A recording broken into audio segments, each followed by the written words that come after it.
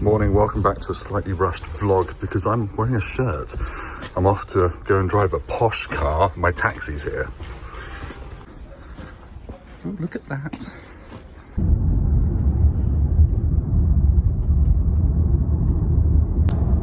So I'm in my Rolls Royce taxi, which is £315,000, and we are going to, I can see because I've got my map here, we're going to Goodwood, which is the home of Rolls Royce, to go and drive the new Ghost. It's handy I had this bit of paper here because otherwise I wouldn't have had a clue what I'm doing today. But yeah, there we go. And it tells me we're going to get there in a bit. So yeah, very exciting. I mean, this is not a regular occurrence, just for the record. I do have stars in the ceiling, and apparently it's shooting stars occasionally. Ooh-wee, this was worth wearing a shirt for. I'm coming to you from the toilets in Rolls Royce's HQ. Look at this, it's ridiculous. I mean, I don't know who uses a corporate bidet. In terms of car company toilets, I give it 5 stars. Look at that, look at this wood. It's like a fine sauna. I probably shouldn't be doing this, but right, anyway, let's go and drive the Ghost.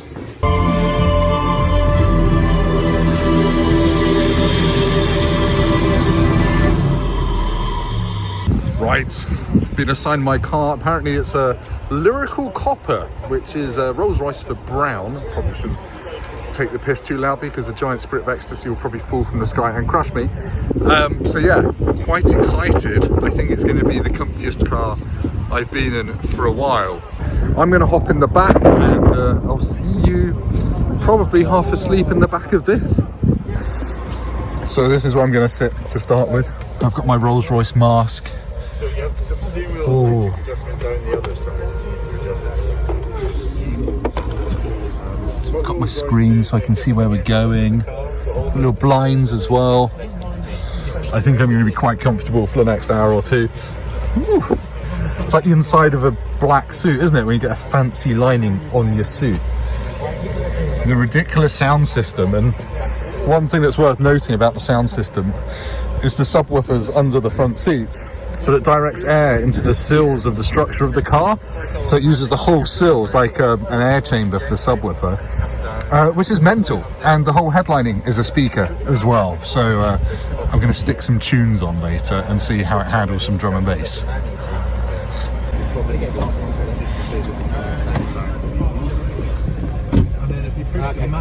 Sorry, I'm doing that thing. Oh no, stroking, it's beautiful. Stroking the rug. Right, I'm just gonna just close my door with the door button. You press that and hold it. Goodbye outside world. Goodbye problems. I didn't think I'd find many downsides to the new Rolls Royce Ghost, but if you're 6'3" like me and you sit in the back and you want your screen, your table out, you have to man spread a bit. Thankfully, I found a solution to my knee tablet woes. I can control the front passenger seat, so I can move it away. There we go, that's much better. Excellent, so you just use this little thing down here to choose which seat you move. Another thing I found, that's as open as the rear blinds get, so if you spec the blinds, unless I'm doing something wrong, that's closed, that's open, so you only get that to look out of. It's also very, very quiet in here. You do get a bit of wind noise, but you wouldn't guess that we're currently sitting at a 3-figure speed. Ooh, my massage seat just came on, that's good. Yeah, I don't think I've ever been in a car that's this comfy in the back and this quiet at these sorts of speeds. I just wish I could see out the windows a bit more. This is the face of someone that's just discovered the massage seats don't just massage your back, but your bum as well. Ooh. Hope it just does the left cheek and the right cheek and doesn't go up the middle. If you're the sort of person that likes sitting in the back of a luxury car and getting a bit shit-faced on champagne, you'll be pleased to know the champagne cooler has 2 temperature settings, 6 degrees and 11 degrees Celsius. One is for vintage champagne and one is for most modern champagne, I guess. You press this button here to switch between them. Oh, there's actually some in there, and some flute. Well, I've got to drive in a minute, so I probably shouldn't. But it's good to know. Details matter.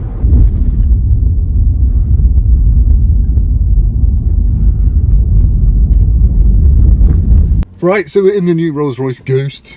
Driving it is like driving any other car. You've got a start-stop button down here, and to put it in gear, you just have a little column shifter. It's a bit like a Mercedes in that respect, although obviously the stuff here is BMW, but this is Rolls Royce's first owned platform in a very, very long time. It's all aluminium. It's also in the new Phantom. Sorry, German accent. And first impressions are, it's smaller than a Phantom, but that's kind of like saying, I don't know, Mongolia is a bit smaller than Russia. It still feels long, but actually from behind the wheel, it's not too bad. The kind of bonnet sculpts away to a point, and obviously you've got that Spirit of Ecstasy to tell you where the end of the bonnet is, so it doesn't feel too bad. I might change my tune in about 5 minutes on the country road when there's an angry cattle transporter heading my way. Already I'm liking this because there aren't any driving modes. You just get in it and go, and it's wafty. It's nice. Ooh, Rolls Royce has made a big point of the mass dampers that are on the front wishbones, the top wishbones rather, and yeah, this isn't a particularly bumpy road, but ooh, already it feels very plush and smooth and buttery. It's not completely isolating you from the road surface, and it's not completely silent, but it's as near as damn it, and probably as close as you're going to get to silence in anything this side of a Phantom.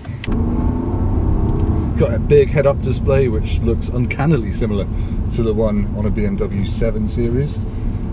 And yeah, that quick acceleration, you get a bit of a growl. It's louder in terms of engine noise than previous Rolls Royces that I've driven, which is mostly the Wraith a couple of years ago. You kind of just get this sense that there's a distant Spitfire overhead somewhere, which is going to come out of this 40 into a national speed limit, and we'll see how quick it feels. It's a bit vulgar to talk about acceleration times in a Rolls Royce, but fuck it, it's a car. Let's go. Takes a while to kick down a bit, and then off you go, and yeah, there's a lot of torque. It's absolutely pissing with rain, although we've got four-wheel drive. It's a massive, heavy car. There's very little body roll around there. That's impressive.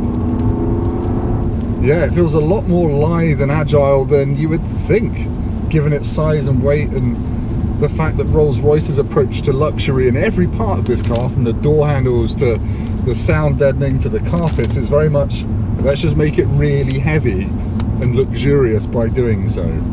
But you know, that's why they started with an aluminium space frame, so they're starting from a lower base weight than before. Blah blah blah, it feels nice. Oh, I've got 3 analog dials here which are semi-digital but look like nice jeweled Rolls Royce things. Visibility is reasonably good, apart from those bloody blinds in the back that I was talking about, which your passenger can shut at will. And when I was being driven in this earlier, I kept accidentally shutting the blind over the rear window, which is really great when you're trying to look out the back or reverse park.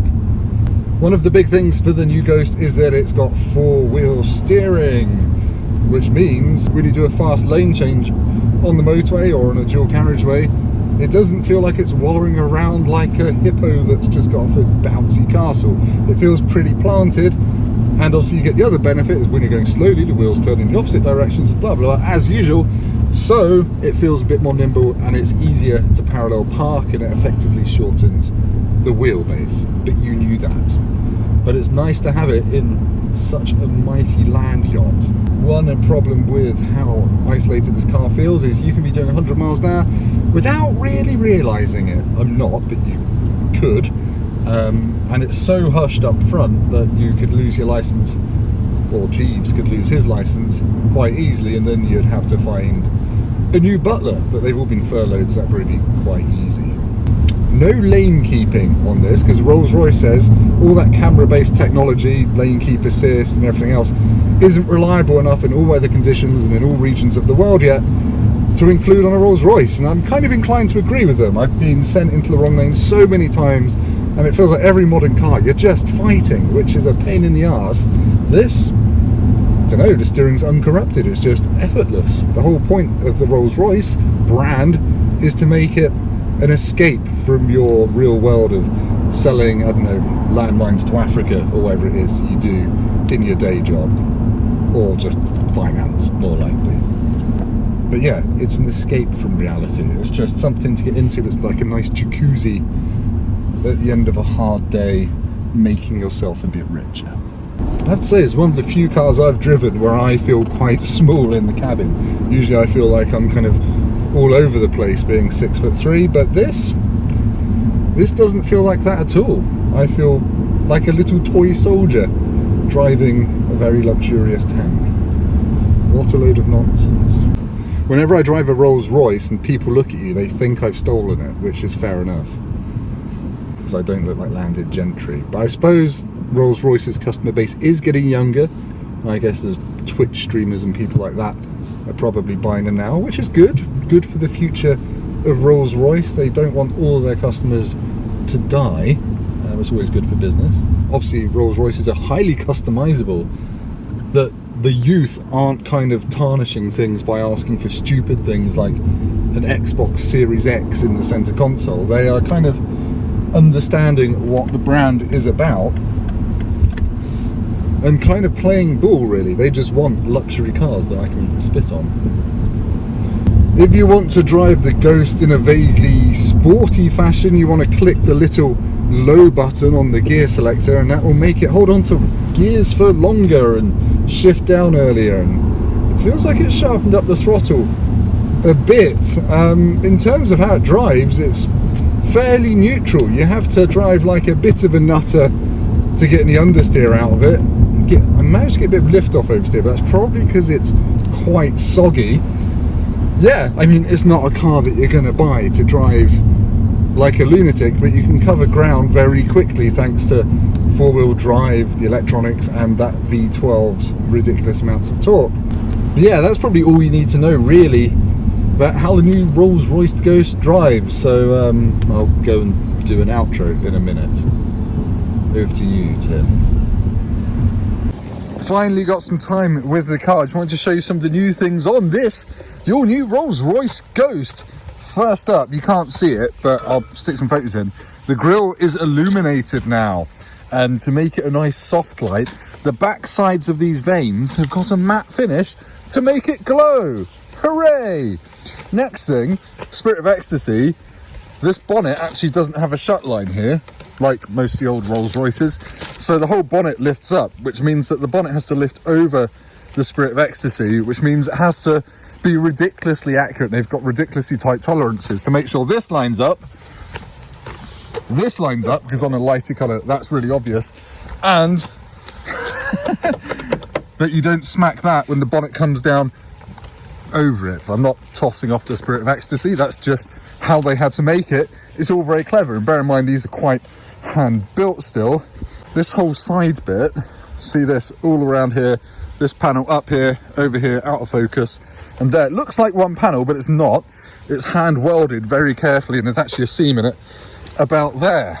And because it's on a new aluminium space frame, they can do all sorts of fancy things with it, such as the sills along the side. I've mentioned that already. That's actually a space for the subwoofer to use the air in there as a volume for that. You've got doors that open effortlessly. So when you're inside, you can actually hold the door handle and it opens magically. And the door is a work of art as well. It's got gyroscopes in it.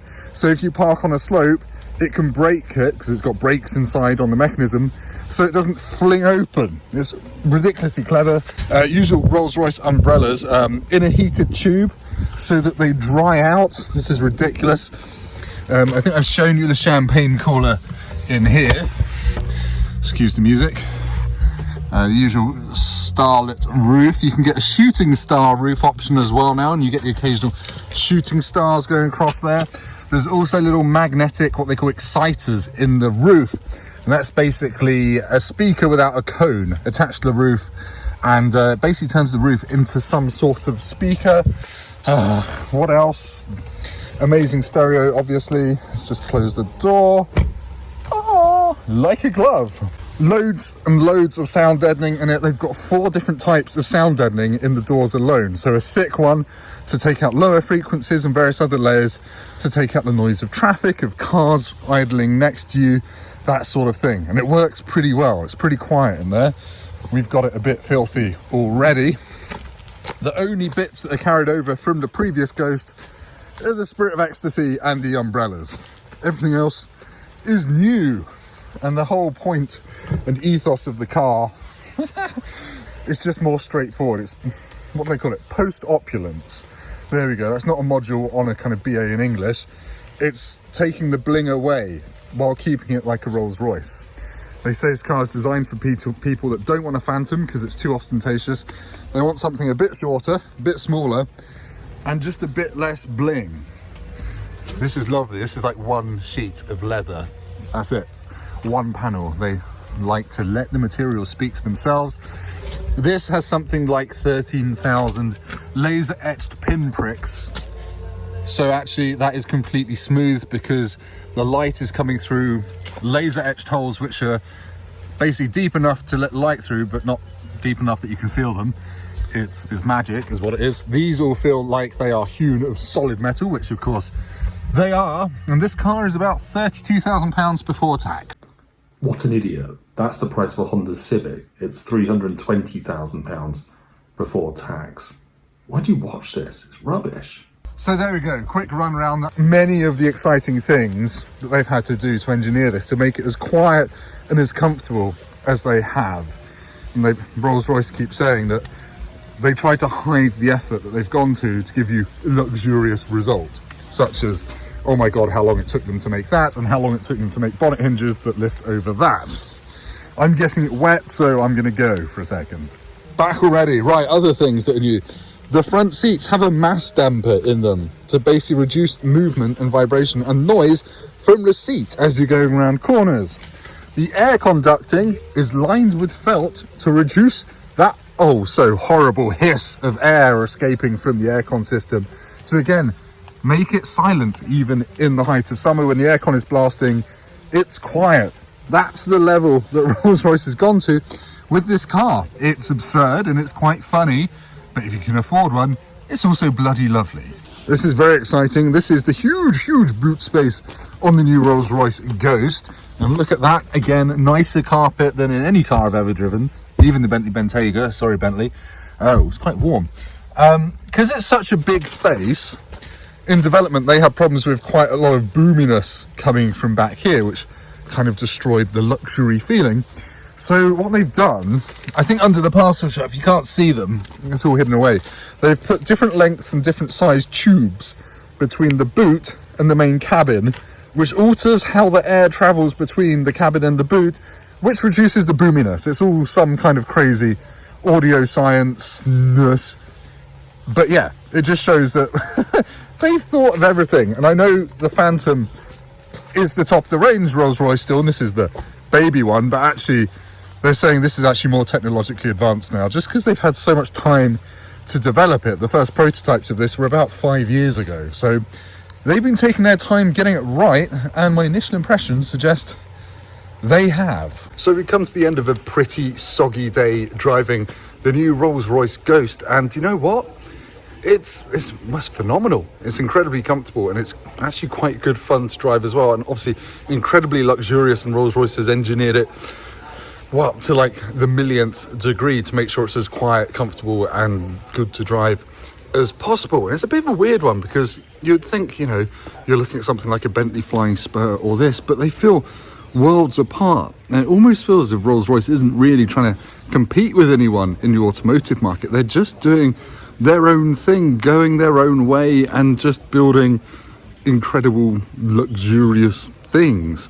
So I know it's not much of a conclusion, but if you've got 300 and something £1,000 and you don't want a massive Rolls-Royce Phantom, but you still want to make a bit of a statement and tell the world that you've done pretty well, then The new Ghost, well, it's probably the best thing you could buy this side of a private jet. Don't know. Anyway, thank you for watching. Sorry it's a bit of a rushed video. It's been a bit grey, but I'll see you next time. Goodbye. Please like, comment, subscribe, do all that stuff.